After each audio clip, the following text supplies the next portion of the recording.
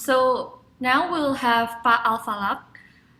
He invented the first coaching app in Indonesia, which is Vice Coach.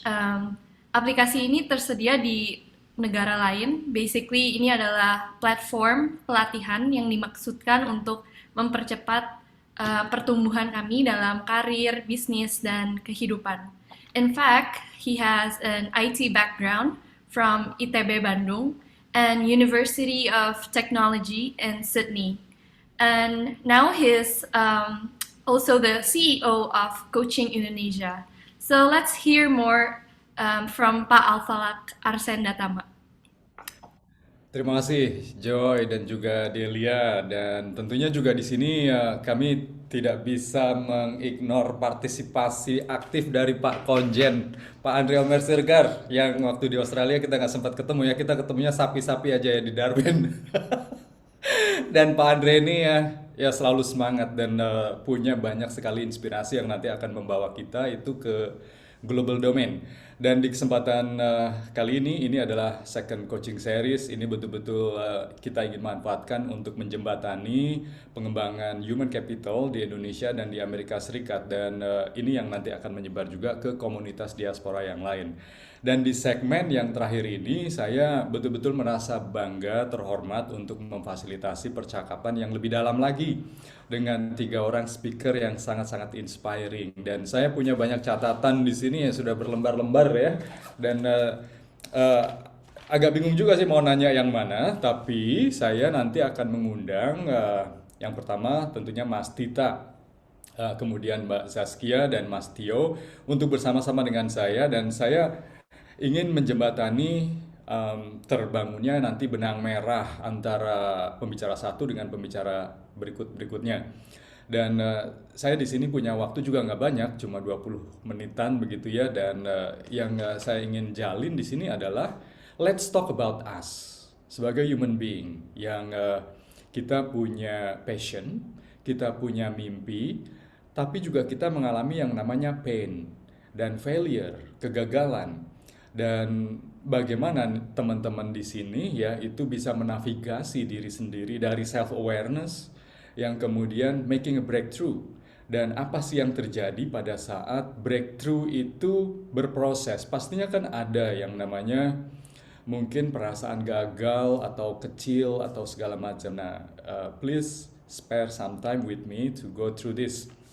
Nah, saya ingin mengajak Mas Tita terlebih dahulu ya. Mas Tita kalau bisa ditampilkan di layar oleh operator di sini, Tita Ristanto. Mas Tita yang tadi banyak sekali menginspirasi saya juga tadi. Oh iya ya, ternyata mobil itu bisa kita subscribe aja ya daripada beli ya Mas Tita. Nanti di masa depan bisa subscription aja kalau udah nanti kita udah bosen kita subscribe ke level berikutnya, mungkin dapat model terbaru yang dikeluarin sama Tesla.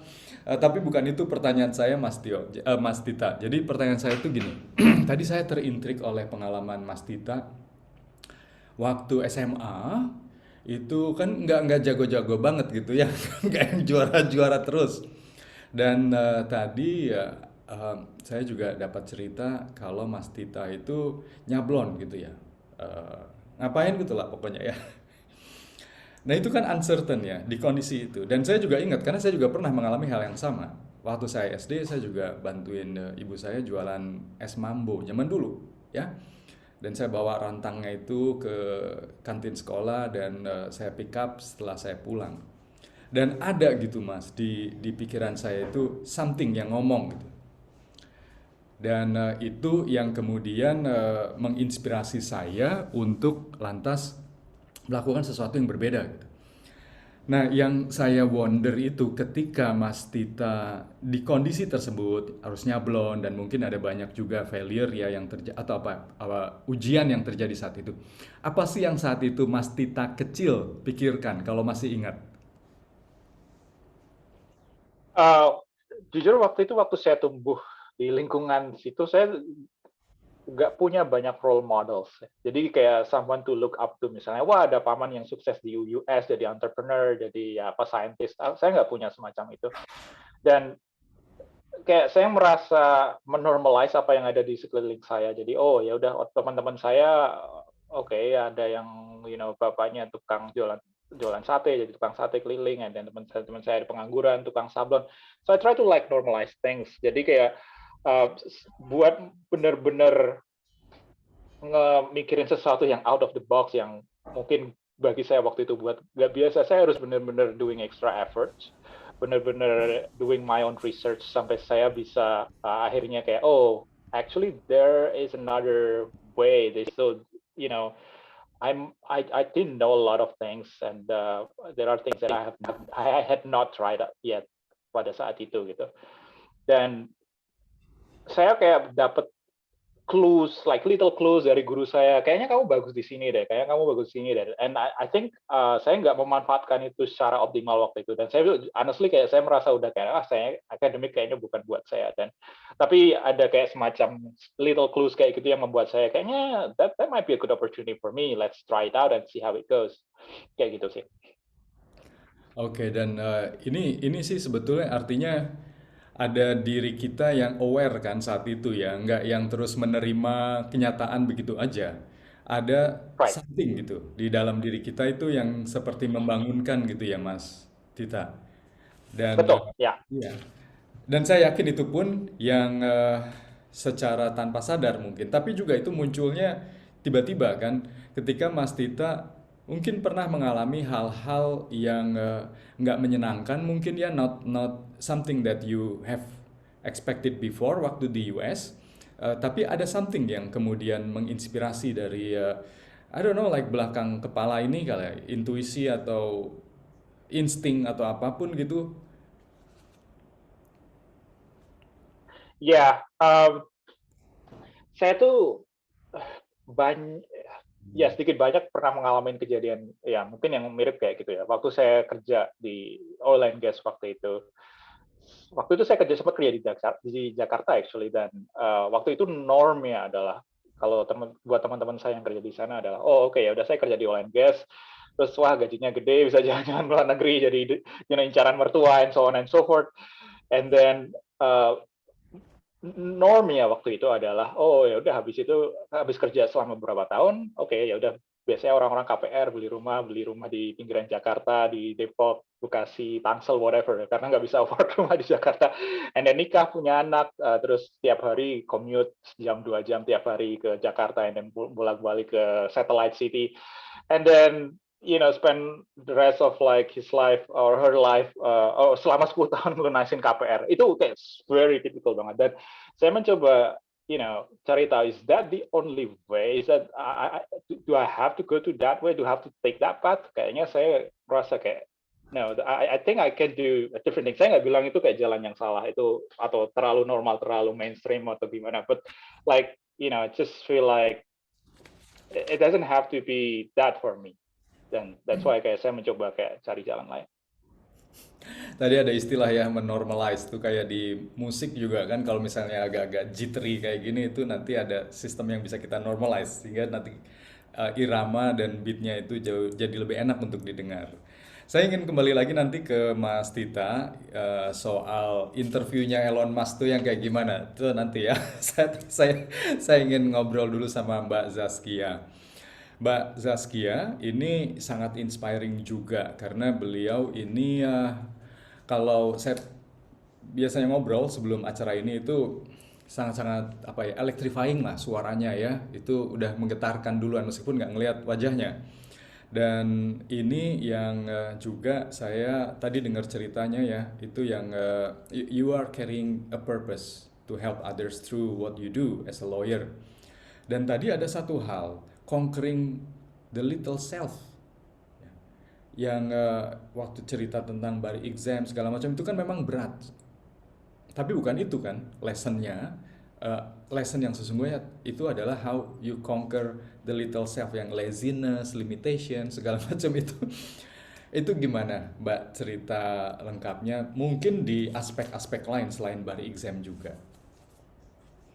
Ya, terima kasih Pak Al pertanyaannya. Jadi memang bar exam itu adalah proses self awakening buat saya.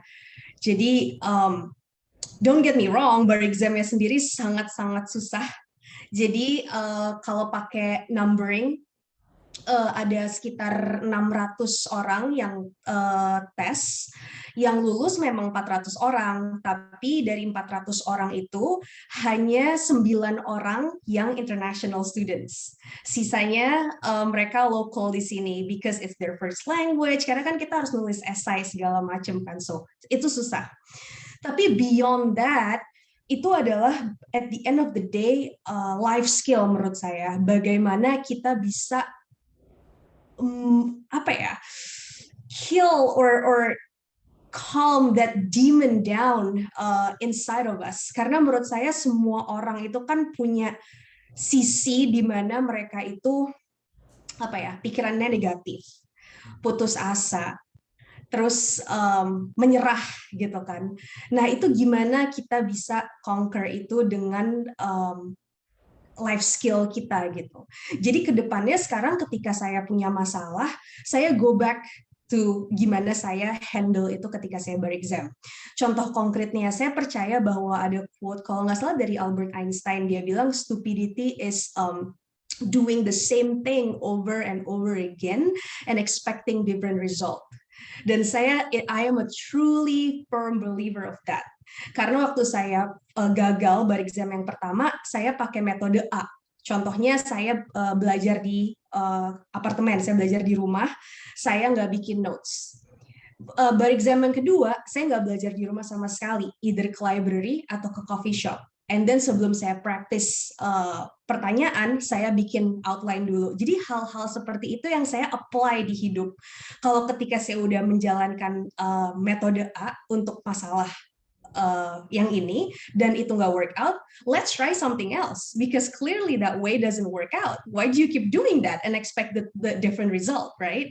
Jadi hal-hal yang seperti itu yang saya bisa apply di kehidupan, dan benar-benar sampai sekarang, kalau saya misalnya contoh ketemu klien yang very difficult client atau opposing counsel yang very difficult, it's just like to work around that gitu. Karena saya aja bisa lulus bar exam yang susah banget, I can do this gitu. Itu yang namanya learning, Mbak ya. Jadi bukan soal hasilnya kan, tapi bagaimana kita menggunakan variasi approach dari pengalaman sebelumnya, regardless pengalaman sukses ataupun pengalaman gagal. Dan ada satu pengalaman yang selalu kita ingat seperti yang Mbak Saskia barusan. Pengalaman bar exam itu seperti miniatur dari life gede, di mana ada something yang mau di conquer, something yang mau di breakthrough, dan itu nggak cukup sekali kan. Bisa beberapa kali, dan itu juga unique for you gitu. Jadi kalau ngelihat dari sini sebetulnya apa sih yang Mbak Saskia bisa share ke rekan-rekan yang ada di ruangan ini ya? How can we make breakthrough, Mbak? Despite semua limitations yang kita miliki. Thank you for the question. I actually just talk about this with my partner. Nggak necessarily a breakthrough, tapi lebih ke change atau breakthrough. Breakthrough itu kan salah satu dari change ya, part of the change. Saya bilang bahwa at the end of the day, problem will always be there. Challenges will always be there. It's just going to be better problem, better challenges, right? And that's why di presentasi saya yang terakhir saya quote lagunya Michael Jackson. Pak Al suka Michael Jackson nggak? Man in the Mirror ya. Ya, salah satunya lagu Man in the Mirror. So he said, you start with the man in the mirror. So if you want to make the world a better place, you take a look at yourself and make that change. Jadi menurut saya untuk bisa bikin breakthrough itu balik lagi ke diri sendiri dan change yang flaws atau negative traits yang ada di diri kita yang biasanya tadi kita misalnya suka procrastinate, ya jangan kayak gitu lagi. Nggak usah gitu ya, sesimpel misalnya yang suka tadinya makan junk food terus seminggu 5 kali mungkin bisa di reduce. So that little thing always start within us, karena at the end of the day, we have everything within us. We just need to listen to that voice at the back of our head and just follow it. Hmm. Asal jangan ngambil mirror yang salah seperti yang di ini ya Mbak ya, di mall. Kalau mau pakai baju, mau beli baju baru ya. Ngelihat di mirror tuh bajunya bagus, begitu nyampe ke rumah bajunya Itu kayaknya faktor cahaya tuh, Pak. takut saya. Consider ya, lighting juga ya nanti ya pada Iya, saat lighting juga. saya sering Betul, kecewa betul. baju bagus nih waktu dicobain di fitting room, begitu nyampe rumah kenapa jadi kok kayaknya nggak enak gitu. Betul, setuju. Tapi ada poin yang bagus dari man in the mirror yang tadi itu kan artinya self awareness Mbak ya, untuk ngelihat sebetulnya who is the man in the mirror in front of me, dan how can I work on myself to make the image itu appearing even better according to my design gitu. Nah, kalau ngomongin soal awareness dan design, saya ingin beralih ke Mas Tio ya. Jadi Mas Tio tadi ngomong soal self awareness dan juga desain. Ini soalnya saya ngelihat desain itu something more than simply desain yang seperti kita kenal, tapi how we design ourselves, how we see ourselves from the self awareness gitu. Mas Tio, saya ingin ngobrol dan sekaligus mengekspresikan rasa ingin tahu saya di sini. Ngomongin soal self awareness sama Mas Tio sambil menunggu muncul di screen. Mas Tio, self awareness itu yang seperti apa pada aktualisasinya kalau mau dipraktekkan oleh kita-kita yang hidupnya normal-normal aja gitu, Mas? Thank you, Mas Al. Ya, pertanyaannya. Suara saya jelas nggak ya? Jelas. Oh, jelas ya? Internetnya barusan mati.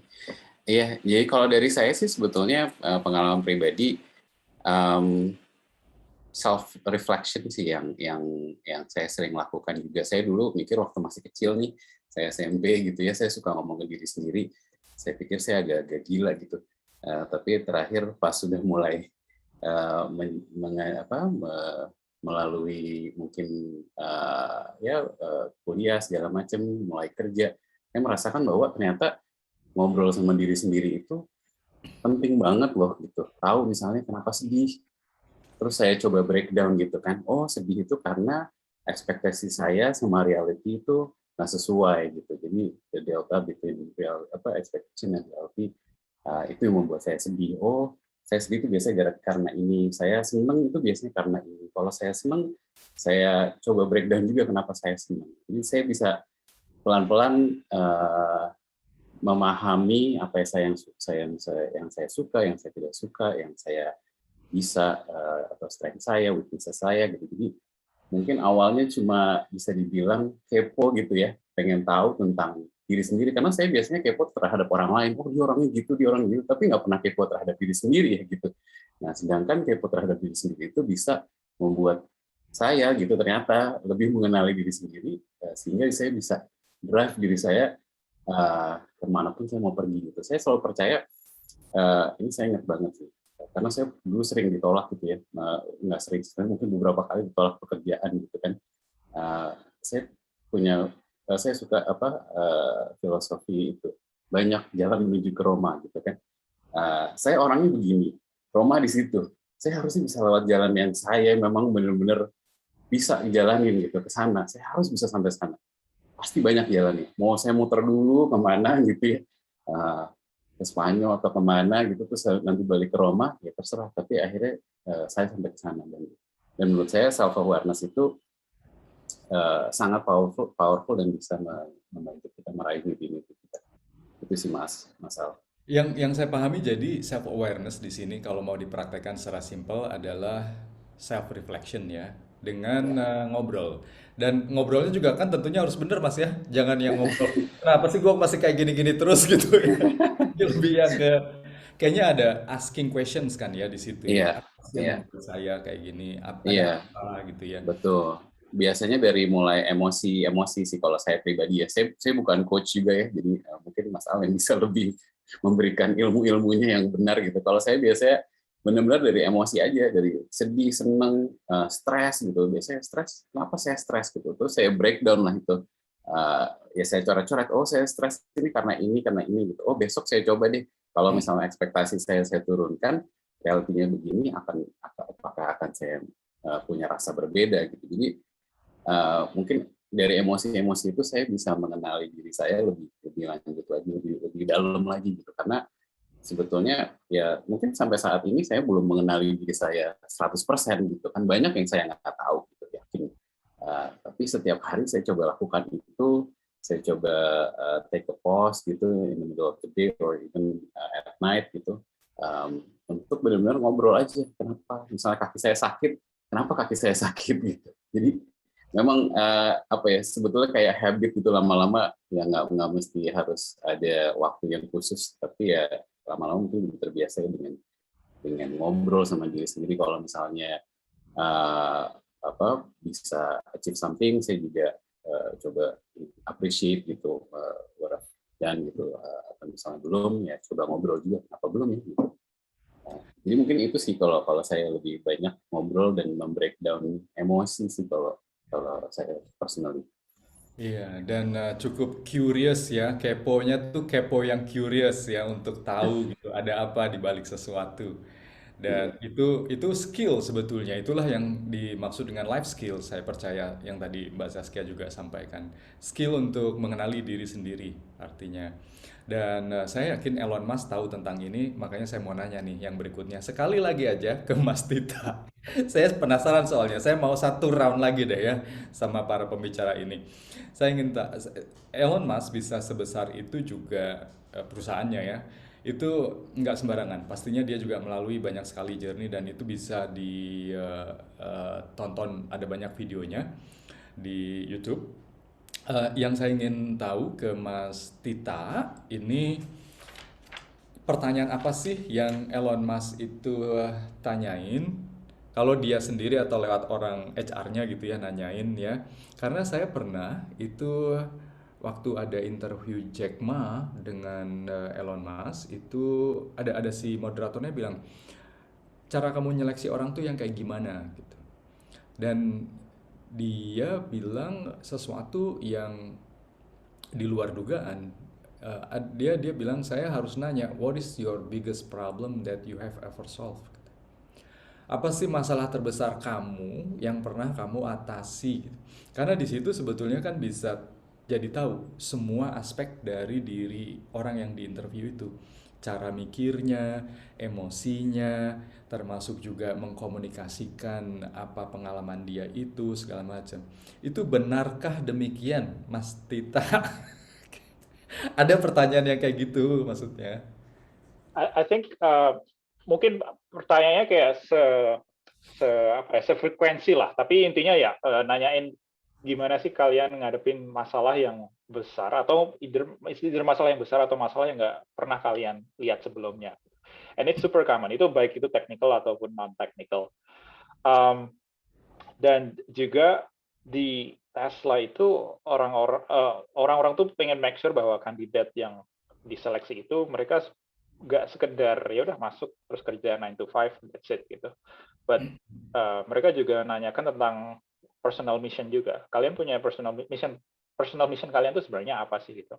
Dan apakah itu align dengan kita? Kalau kita mau merevolutionize, or accelerating the renewable energy transition, apakah kalian mau on board sama mission kayak gitu? Apakah itu align dengan mission kalian gitu? And I think that's also an important part as well. Ya. Jadi lebih menginterview manusianya ya dibandingkan apa yang ada di resume. Kalau dulu waktu saya ngelamar pekerjaan yang pertama, resumenya bagus, yang ditanya di situ semua. Dan saya beruntung karena saya bisa ngarang. Kalau dulu belum punya masalah apa gitu yang pernah saya pecahkan ya. Tapi hari ini jenis interviewnya beda ya. At least yang di Tesla. Dan saya juga ingat Richard Branson itu dia harus ngetes langsung si calon karyawannya dengan dia menjemput di bandara. Dia pura-pura jadi orang tua 90 tahun gitu. Ada 6 orang yang dia akan hire dari overseas, dijemput di bandara, dan tasnya gede-gede, dan si Richard Branson kemudian sebagai orang tua 90 tahun ya pura-puranya itu agak-agak susah gitu ngangkat. Dan ada 2 orang dari 6 itu yang kemudian bantuin. Nah, 2 orang itu yang terus dilulusin karena karena ada, oh ini orang bakal kerja nggak hitung-hitungan gitu. Bakal on board ke misi kita tanpa cuma peduli paycheck gitu. Nah, sementara 4 yang lain di interview tapi udah tahu ini bakalan gagal gitu. Jadi nggak dilolosin. Jadi ada hal-hal subtle kayak gitu Mas ya tentunya. Ya, Oke, good thank to you. know. And also juga tadi sedikit nambahin. Jadi kalau orang biasanya interviewer punya template pertanyaan yang kalau pertanyaannya A jawabannya B gitu, kayak mereka udah punya expectation semacam itu. But then again, kalau misalnya orang yang direkrut itu cuma pandai mentranslate, kalau problemnya A jawabannya pasti B, then that's exactly what AI does. That's exactly what machine learning does. Jadi tugas orang itu adalah seharusnya melakukan ini prinsip ini kayaknya nggak cuma di Tesla tapi juga di beberapa company di Silicon Valley in general. Jadi kalau kalian kerja sebagai scientist atau engineer, kalau kalian doing something that is repetitive, then you're doing the wrong stuff gitu. Kalian harusnya membuat sesuatu yang mengautomate tugas itu gitu. So kalau misalnya inputnya A, jawabannya pasti B, itu mesin juga mungkin bisa dilatih suatu saat bisa kayak gitu. So that's the philosophy tentang apa sih kriteria orang yang mau di hire Tesla. Iya, oke. Terima kasih Mas Dita. Satu lagi deh ya, saya minta ke moderator, ke operator ini. Saya tertarik soalnya saya ingin menjembatani dari pernyataan Mas Dita barusan ke Mbak Zaskia tentang branding. Karena di ujung presentasinya Mbak Zaskia tadi ngomongin soal how you brand yourself in the digital domain yang kayak sekarang, plus yang non digital juga, dan itu tadi nyambung sama sama apa yang disampaikan oleh Mas Tita itu tentang diri kita ini yang kayak gimana sih. Jadi branding itu yang kayak gimana bagusnya sih Mbak Zaskia? Karena kan kita bisa nge-branding di sosial media, hey aku punya kesuksesan XYZ ya dan macam-macam.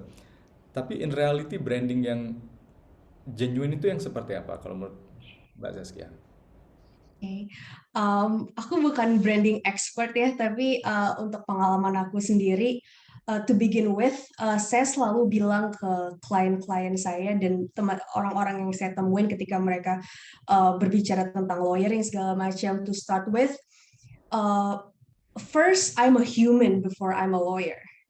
Jadi itu yang mau saya tonjolkan pertama, bahwa kita at the end of the day kita manusia kok gitu. Dan yang kedua adalah yang saya jual kan adalah service saya ya. Kalau misalnya kita jual barang gitu, misalnya kita promosiin barangnya, mau kita ngomong kayak gimana juga, ya udah lihat aja nanti barangnya gimana. Begitupun dengan service gitu. Mau kita jualan kayak gimana juga, sebagus apa dengan caranya kita gitu, at the end of the day, our work speaks for itself. We cannot lie about that. It's called integrity, right? It's jadi makanya kenapa our belief and my belief too, the best advertisement is happy clients. When your client is satisfied with you, they of course will put out the good word out there, and it's free. You don't have to pay for that because they're genuinely happy. That's why saya selalu berusaha untuk menjembatani kebutuhan klien saya. Dan itu ketika mereka happy, saya meminta mereka untuk tulis di online review. Jadi ketika orang ngelihat saya atau mungkin mereka compare dengan lawyer lain, mereka bisa lihat gitu. Ini real review, first hand knowledge dari orang yang memang pernah saya handle. Seperti itu. But to begin with, just to be honest and then actually do a good job. Karena kalau nggak, mau gimana pun kita jualan, nggak bakal nyangkut gitu di kedepannya kalau misalnya orang nggak satisfied sama service kita. Iya. Artinya juga perlu mengetahui kan apa sih yang mereka paling butuhkan dan Yes. kriterianya apa gitu ya. Jadi kita bisa provide itu from us Yeah. as a human juga kan, understand apa sih yang mereka consider challenges, concerns segala macam, bukan soal transactional lawyer, lu dapat kompensasi sekian miliar gitu ya. Tapi juga ada hal lain di balik itu. And Exactly. then, Jadi one thing that I really learned, a client, really any clients, they want certainty. Karena ketika mereka kayak kita ke dokter deh, kita nggak mungkin ke dokter kalau kita sehat. Pasti kita ke dokter kalau ada masalah. Itu sama juga kalau kita ke lawyer. Nggak mungkin orang lagi baik-baik aja datang ke law firm minta bantuan. So semua orang yang datang ke kita punya masalah. They're emotionally hijacked. Jadi mereka butuh certainty, gimana nih kehidupan kita di kedepannya. So that's a skill to give certainty but not overselling, because it will be used against you if you under overpromise and under deliver, right? So yeah. Oke, thank you. Menarik yang ini, soalnya ini ada juga kaitannya nanti paying attention kan, being aware juga kan. Kita ini mampunya apa gitu. Dan tidak overpromise untuk deliver something yang karena kita kesannya selling dan ingin ngasih certainty, things happen unexpectedly dan kemudian kita nggak bisa deliver promise itu branding kita yang rusak pada ujungnya. Betul. Saya ingin beralih yang terakhir ini buat Mas Tio ya, soal self awareness saya mau extend lagi ke arah mastery bahkan expression. Jadi ini kalau saya connect the dots dari Mbak Saskia, Mas Tita, itu artinya how we become ourselves yang genuine, yang juga punya yang namanya purpose. Di situ juga kita welcoming failures untuk kemudian making breakthrough from learning. Nah, kalau ngomongin soal diri kita, Mas Tio, itu selain tadi ngobrol ya dengan diri sendiri, ngenalin emosi, pikiran segala macam, itu berikutnya apa supaya learning tadi itu bisa menciptakan skenario baru untuk kita making a breakthrough di masa depan. Ya, thank you Mas Al. Kalau formula saya sih sebenarnya simple ya tadi, exploration and reflection gitu ya. Jadi setelah reflection ya keep exploring lagi gitu, exploring hal-hal yang baru, hal-hal yang mungkin kita udah tahu tapi kita mau menjadi master di situ, and the cycle karena goes on and on and on and on gitu. Karena kalau kita berhenti di reflection nanti kita galau, takutnya kan kita nggak punya outlet untuk mengeluarkan tadi hasil dari reflection kita gitu. Biasanya saya misalnya saya ingat banget sih waktu itu saya mulai bereksplorasi, suka banyak macam hal. Di situ saya reflect bahwa saya biasanya reflect itu nggak hanya ini ya, saya mendissect itu dengan mungkin metode-metode yang istilahnya apa itu namanya, kayak kita pecahkan lah gitu, kita urut lagi gitu sebetulnya apa sih benar-benar yang bikin saya tuh excited gitu. Nah, setelah itu saya coba hal-hal yang baru yang mungkin punya konsep yang mirip-mirip gitu. Jadi saya terus explore dan pada akhirnya memang tadi kan kata kita juga kan in 10 years everything will change again, will be different gitu kan. Skills yang kita udah punya mungkin nggak akan relevan lagi. Not 10 years itu maybe it's quite long gitu. Maybe 2 to 3 years. Jadi kalau sekarang saya sering pakai konsepsi learn, relearn dan unlearn gitu ya. Belajar. Saya ini sebetulnya pas saya pulang ke Jakarta ini sangat efektif juga karena saya merasa saya punya pengalaman, tapi saya nggak boleh sok tahu karena market Jakarta totally beda gitu. Jadi saya coba belajar, saya coba pelajari lagi gitu, relearn apa yang saya dulu udah pernah tahu, terus saya unlearn apa yang saya pelajari supaya saya istilahnya bisa punya canvas yang bersih sehingga saya bisa mencoba hal-hal yang lebih fresh lah. Dari situ saya juga mencoba banyak reflection sih, melakukan reflection gitu. Jadi kadang kalau kita udah explore banyak, kita reflect, ada tendensi kita bisa sok tahu gitu ya, Mas. Mungkin disitulah kita harus stay humble untuk bisa be open minded untuk keep exploring gitu. Thank you Mas Tio. Ini satu phrase yang bisa melengkapi summary kami nih di sini. Artinya how to become resilient in global competition dengan kita making breakthrough itu kesediaan kita untuk learn and unlearn, and then learn again, unlearn again. Itu adalah journey knowing and not knowing. Jadi kita akhirnya mengkombinasikan antara certainty, knowing ya, dengan uncertainty, not knowing, dan di proses itu learning and unlearning berjalan, karena kita juga tidak bisa memprediksikan 10 tahun lagi saya masih perlu beli mobil atau cuman langganan aja. Saya bisa upgrade kalau udah bosan gitu. Jadi itu gimana nantinya kita menavigasi diri kita ini untuk selalu belajar dan juga let go pembelajaran yang sudah kita ketahui itu kalau ada something else yang baru. Karena kita juga tidak mau ya terperangkap dalam false mindset. Kita pikir udah sukses, that's it, so ngapain lagi nih, saya sudah puas ya, saya nggak perlu ngapain lagi. Itu kan berarti kita berhenti dari pertumbuhan. Jadi terima kasih Mas Tita, Mbak Zaskia, dan juga Mas Tio untuk sesi kita yang inspiring. Sebelum saya kembali ke MC, saya juga ingin mengingatkan kepada teman-teman yang eager untuk mendownload materi presentasi dari Mbak Zaskia, Mas Tita, dan Mas Tio. Itu nanti tunggu emailnya ya di 2-3 hari ke depan. Untuk nanti ada instruksi lewat email itu bagaimana mendownload materi ini di VC Coach. Dan VC Coach adalah platform yang mempertemukan Anda dengan coach bersertifikasi, dan selain juga bisa bertemu dengan coach, nanti user juga bisa belajar online, bisa bertemu dengan mentor, dan bisa menghadiri event-event seperti ini. Terima kasih sekali lagi kepada para 3 speaker kita yang inspiring. Saya juga undur diri dan mengembalikan mikrofon kepada Delia dan Joy. Silakan.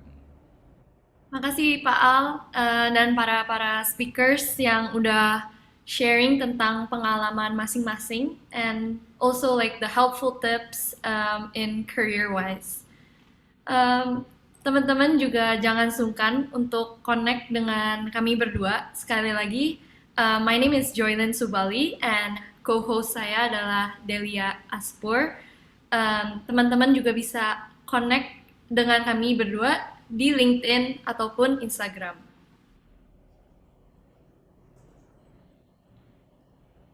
Yes, I just put that in the chat. Terima kasih semuanya ya.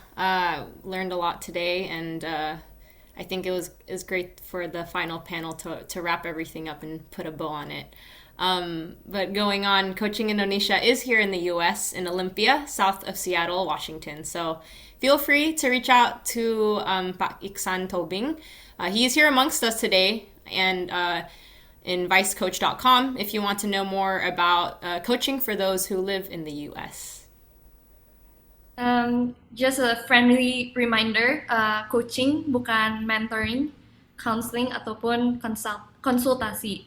Pembinaan ICF membantu kalian untuk berpikir kreatif, menemukan cara untuk mencapai tujuan teman-teman yang memuaskan bagi kalian sendiri.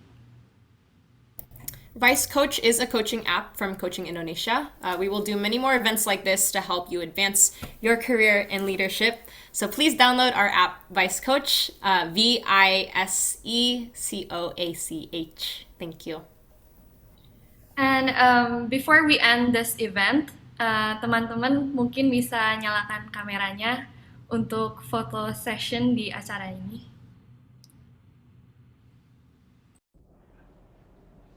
Oke, kita foto sama-sama Amerika dan Indonesia.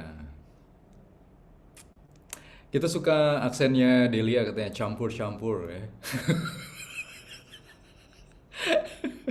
Itu aksen saya 10 tahun yang lalu sebelum saya belajar bahasa Indonesia. Nah, just kidding. I'm an American kid, but I'm proud of my culture, so that's why I try. Okay.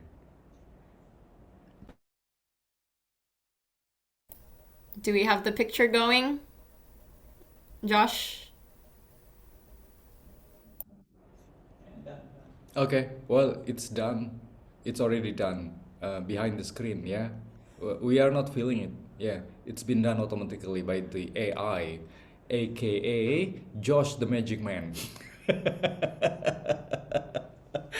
Oke, Thank you everyone for the gathering tonight or this morning, and we'll see you at the next event in the next couple of months for the Thank third you. coaching experience series.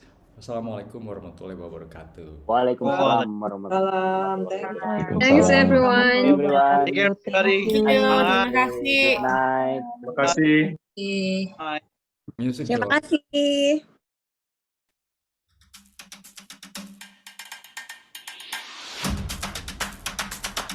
Setiap orang memulai di titik berbeda dan berkembang dengan kecepatan berbeda juga. Apakah kamu siap dan berani membuat terobosan baru untuk mewujudkan mimpimu? Perjalanan karir Katita sebagai data scientist senior, Kazaskia sebagai pengacara di firma hukum internasional, dan Katio sebagai pendiri platform media podcast mungkin bisa menambah semangat dan motivasi bagi kamu untuk membuat terobosan baru. Ikuti obrolan ringan bersama mereka dan dapatkan inspirasimu di Hari Sumpah Pemuda jam 8 sampai 10 pagi waktu Indonesia Barat. Biaya pendaftaran akan didonasikan kepada anak-anak yatim piatu melalui Benih Baik, sebuah situs galang dana online yang terpercaya. Daftarkan dirimu segera dan dapatkan free coaching dengan coach pilihan kamu dengan mengunduh aplikasi Vice Coach di Apple App Store dan Google Play Store. Together, let's make a breakthrough.